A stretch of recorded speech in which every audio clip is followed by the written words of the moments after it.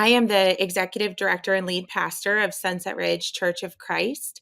Have been on staff there 11 years. I started children's ministry, family ministry, and back in 2018, all of us in church leadership really started to notice a continuing decline, both in membership and in contributions. Those are kind of the first two markers that a church sees, okay, something might need to change here. At that time, we just began a time of really deep prayer and consultation with some experts around the country in church change, in church growth.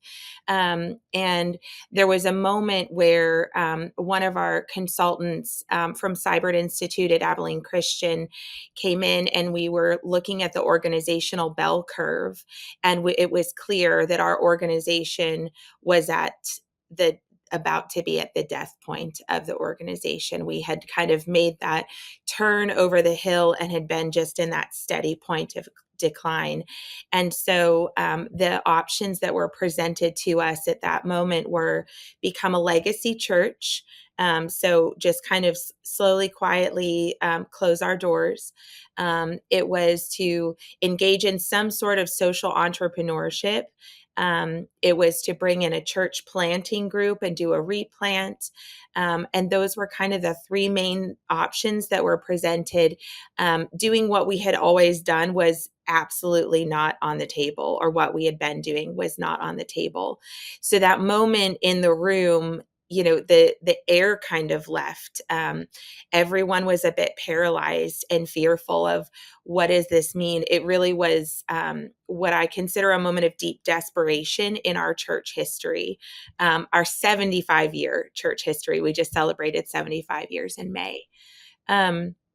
So at that time, we came together. This was all of our ministerial staff, our eldership, all of the spouses and partners as well, in a time of deep prayer and consideration for how we would move forward, which path we would choose.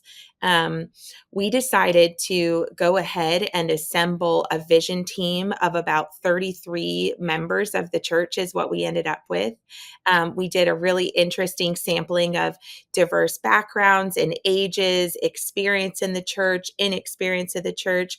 So we took the demographics of the whole body and made sure we had somebody in their 20s, we had somebody in their 80s, just bridging that gap, and started on a re-envisioning process that moved us from desperation to inspiration. Those are two markers that I use pretty consistently in my discernment process. Am I doing this out of desperation, or am I doing this out of inspiration? And so what was started down a pathway of desperation moved into inspiration.